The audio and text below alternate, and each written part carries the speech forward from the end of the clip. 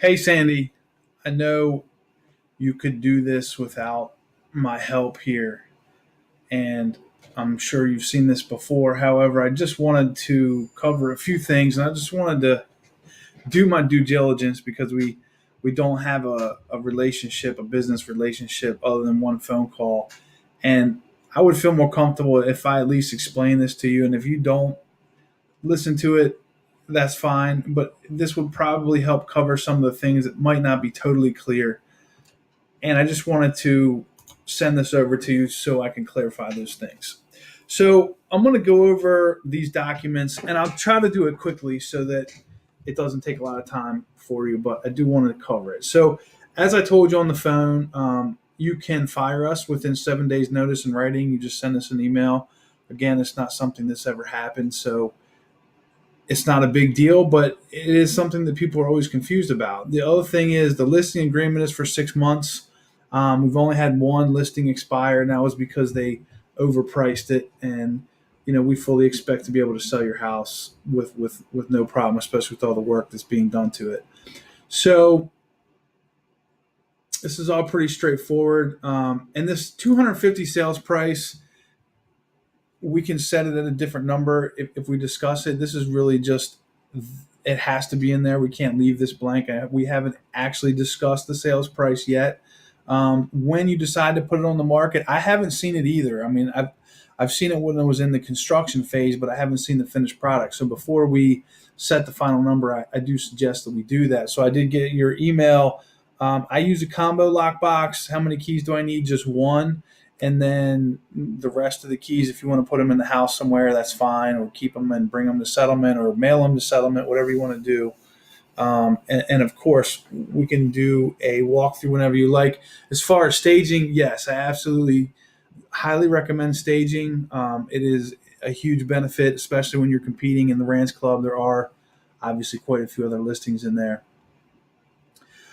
This part of the agreement talks about not submitting it through different websites and whatnot. I can't come up with any good reasons why you would want to do that. So you're going to authorize display in the MLS, on the affiliated websites. We have a new thing now called coming soon. We're not allowed to show the property during that status, but like if we're waiting for photos, we can put a cover photo up. Or let's say maybe you're waiting to finish the bathroom, but you want to start to develop some interest.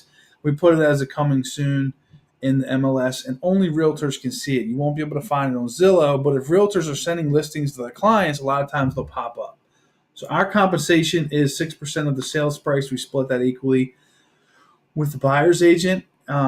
It says here that if during 90 days following the expiration of the agreement, you shall not enter into another agreement, you have to pay us. Basically, what that means is that you can't fire us. Somebody comes and says they want to see the house, and they're like, all right, I'm going to fire my agent and then sell it to you tomorrow. Not that you would do that. This speaks to if for some reason somebody screws up and they try to decide to walk away from the deal, and per the contract, they put a deposit in that they now have to forfeit. We do not take any of that. There's a thing called a sub agent. It's not anything that we ever run into, so that's all zero. But it says right here we pay 3% to the buyer's agent. Your house was built after 1978, so we don't have to worry about any lead paint stuff, which is good.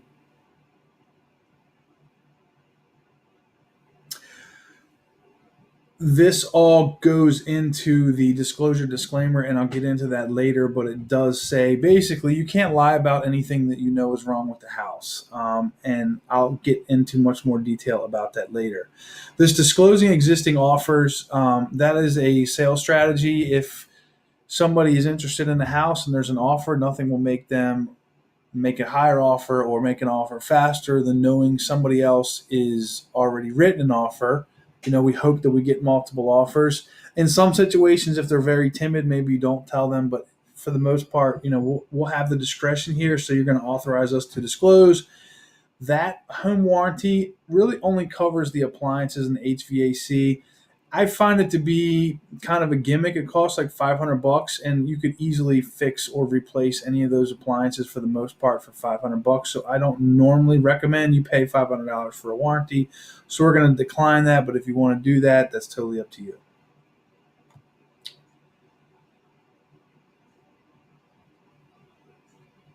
Conservation easements. If there was any forestation or any sort of special coverage on your property that you can't use it for certain things, just let me know. I'm pretty sure there's not. So I just put no here. No flood insurance.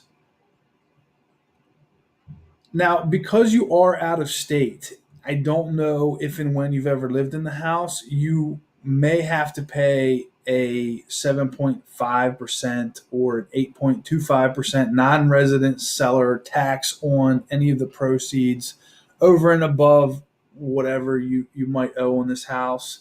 So just read that. And if you have any questions, my broker is an attorney and he also owns a title company, so I can get all those real detailed questions answered for you.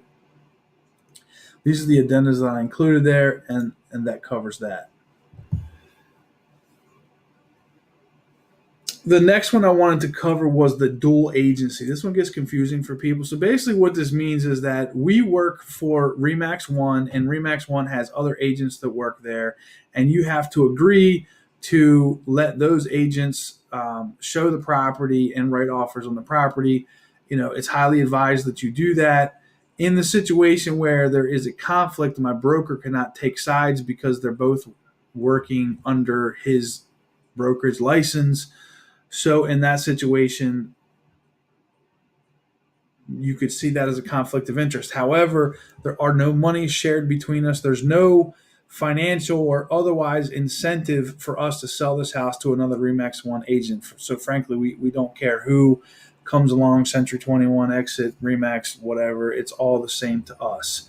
So it says right here, there's no financial bonus offered to an agent who sells it within the brokerage. We don't do anything like that. And none of the other ones do that I'm aware of either. So it's really just a non-issue. So you do have to agree to that in order for us to do that. I did not mention this because I forgot. There is a $425 flat fee commission that's paid to my broker. It does not go to us. And if we don't pay it, or if you don't pay it, I have to pay it. I don't have a good sales answer for you as to why it is. This is, other than to say that every brokerage that I'm aware of, except for one, has this flat fee. It's a new thing in the real estate industry. And if you don't want to pay it, I would like you to ask my broker for permission. He, could let you out of it. If this is a big sticking point for you, please let me know. We can discuss it. But it's not usually a big deal for people. The lockbox addendum basically says that we're going to put a lockbox on your property, and the way that we handle the showings is we pay for a listing service, a showing service, and there's a 1-800 number in the listing. If you are a real estate agent and you subscribe to the service, you have a special code. You give the code to the company, ask them what time you would like to show the property.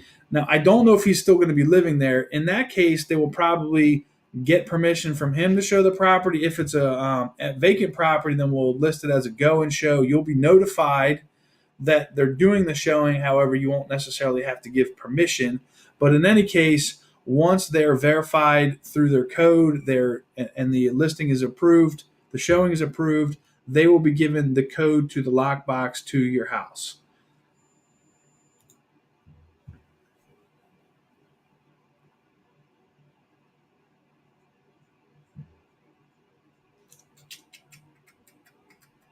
And that's basically all the major things. All right, there's two things I want to cover. And what I'm going to do is I'm going to send you these in two separate emails. The second email is going to have these two documents.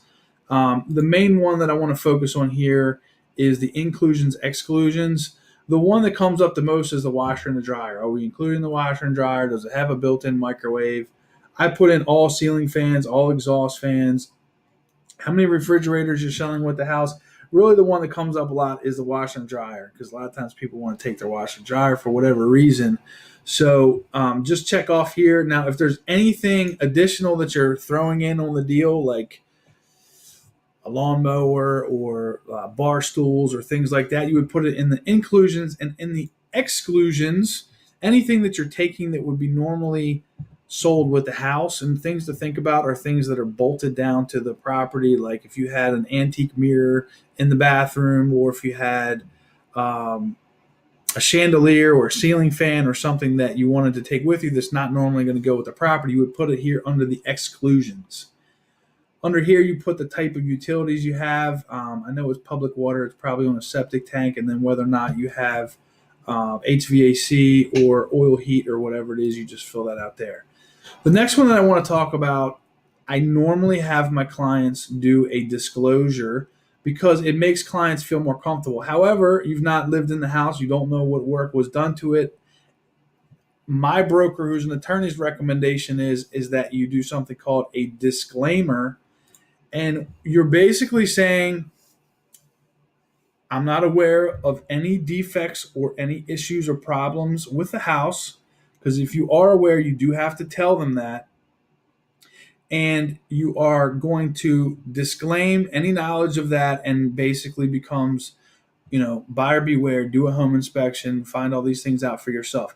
If you feel comfortable filling this out, go ahead and fill it out. I will have to change the permissions for you to be able to sign right here versus under here. However, there is this box that I'm going to leave open. I'm going to leave the whole document open for you to fill out, but this box is for you to say if you are aware of any latent defects of the house. So things that aren't apparent. Like if there's a crack in the sidewalk that's apparent, people see it, they walk up to it. If there's a big hole in the window in the living room, that's obvious. However, if you had water damage and you had to patch a big crack in the foundation and then you drywalled over it, you have to disclose that. If you had, to put in a sub pump and it's behind something or whatever that is not immediately immediately discoverable visually by a potential home buyer, you have to list it here. So a common thing to put in here would be if you had water damage and you had to put something in, or if you had something going on in the house that wasn't immediately available. So I'm going to send you that one and the inclusions and exclusions in a separate email that will allow you to fill it in. The rest of these documents you can't necessarily fill in the boxes, but you can sign them. But in that one you'll be able to. Otherwise, it gets too confusing, and there's too many things for you to click on. It gets confusing. So I hope that answers all of your questions. Please feel free to call me if anything is confusing. But at least with this, I feel like that I've done my best to go over the documents as I would if we were meeting in person.